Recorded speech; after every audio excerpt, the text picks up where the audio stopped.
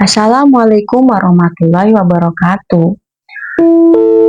Kali ini aku mau menceritakan tentang sosok Anne Boleyn, ratu pelakor yang dihukum mati di Inggris.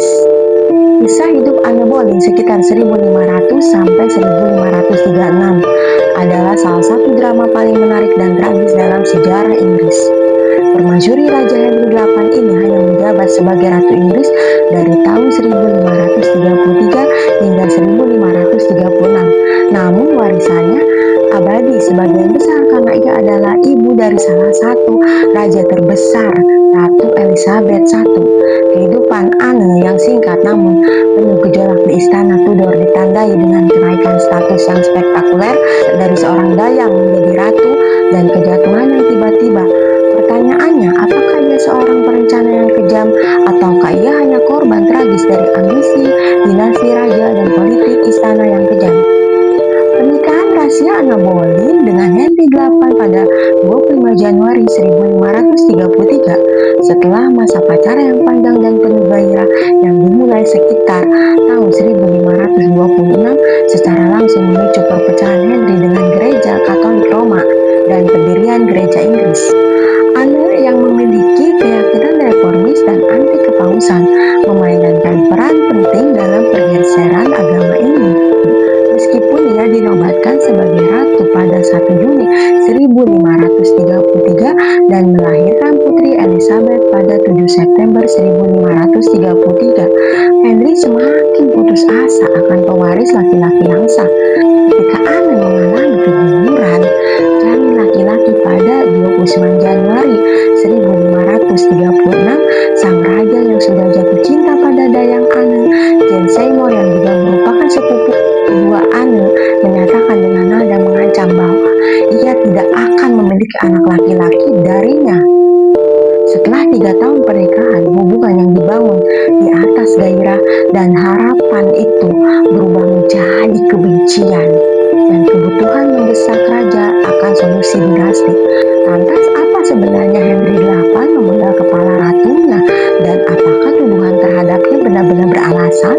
Anne Boleyn lahir sekitar tahun 1501. Pendidikan awalnya di Brussels dan kemudian di Paris, di mana ia menghabiskan 7 tahun di istana Ratu Claude, istri Prancis I, memberinya keunggulan budaya yang memikat saat ia kembali ke istana Inggris pada tahun 1522 untuk melayani istri pertama Henry VIII, Catherine of Aragon.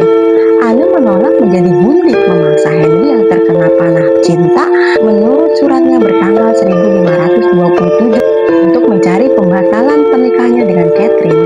Penolakannya membuat Anne menjadi ratu dalam hal kecuali nama, bahkan menjadi tokoh politik yang berperan penting dalam kejatuhan Kardinal Wolsey pada tahun 1529. Pada 1 September 1532, dia diangkat menjadi Lady Marquess of Pembroke, memberinya status yang cukup untuk kunjungan kenegaraan ke Prancis. Namun, ketidakmampuan Anne untuk melahirkan pewaris laki-laki menjadi bumerang. Setelah melahirkan Elizabeth, Anne mengalami keguguran lagi pada tahun 1534 dan kemudian keguguran tragis pada 29 Januari 1536. Henry yang selalu percaya tahayul mulai mempertanyakan pernikahannya dan hubungannya yang bergejolak dengan Anne diwarnai dengan perselingkuhan. Raja Henry VIII yang putus asa untuk mengamankan dinasti Tudor mengalihkan perhatiannya pada Jane Seymour, dayang Anne dan sepupu kedua ratu.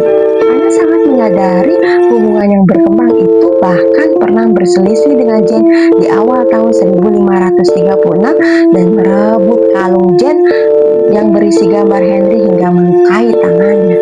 Dengan fokus raja beralih pada Jane Seymour, musuh-musuh Anne di istana dipimpin oleh Thomas Cromwell, sekutu yang juga berselisih dengannya, melihat kesempatan untuk menjatuhkannya. Pada 30 April 1536, seorang musisi di rumah tangga Anne, Max Mayton, mengaku di bawah siksaan bahwa ia memiliki hubungan seksual dengan Anne. Hanya 2 hari kemudian, pada 2 Mei 1536, Anne ditangkap atas tuduhan perzinahan dan insest. Tuduhan yang ia bantah hingga akhir bersama saudara laki-lakinya, George Boleyn, Lord Rochford, dan 3 pria lainnya. Anne dibawa ke Tower of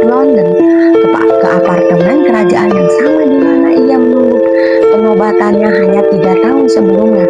Di sana, ia secara tidak sengaja menyeret Sir Francis Weston ke dalam penyelidikan dengan menyebutkan percakapan di mana Weston pernah menyatakan cintanya padanya, yang kemudian digunakan untuk membuktikan tuduhan perzinahan. Pengadilan pura-pura yang diisi oleh musuh-musuhnya menyatakan Anne bersalah dan pernikahan kerajaan dibatalkan pada 17 Mei 1536, hari yang sama ketika saudara laki-laki Anne dan 4 pria lainnya dieksekusi. Tindakan pembatalan pernikahan ini secara efektif menjadikan Elizabeth putri tidak sah dan menunjukkan bahwa utama Henry adalah untuk mengakhiri pernikahan agar ia bebas menikahi Jane Seymour.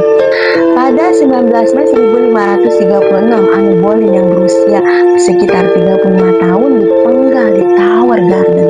Sebagai belas kasihan kecil, Henry telah mendatangkan algojo Prancis yang ahli untuk menggunakan pedang ahli. Meskipun memprotes ketidakbersalahannya hingga akhir, ia menyampaikan pidato yang tidak kontroversial untuk melindungi keselamatan putrinya. Diakhiri dengan saya berdoa kepada Tuhan untuk menyelamatkan raja, katanya, karena seorang pangeran yang lebih lembut atau lebih penyayang tidak pernah ada. Henry menikahi Jane Seymour hanya 11 hari setelah eksekusi Anne, memperkuat kesimpulan bahwa kegagalan Anne untuk melahirkan pewaris laki-laki dan ambisi Henry untuk Jane lah yang menjadi alasan utama dibalik tuduhan palsu dan eksekusi tragisnya. Begitulah kisah Anne Boleyn ini. Bisa jadi dia difitnah oleh suaminya. Dia dituduh berselingkuh karena fakta-faktanya seperti itu. Karena dia ingin menikah lagi dengan Jane Seymour.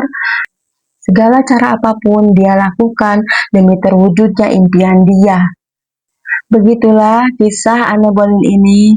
Dia mati tragis di tangan suaminya sendiri. Cukuplah sampai di sini cerita kita. Wassalamualaikum warahmatullahi wabarakatuh.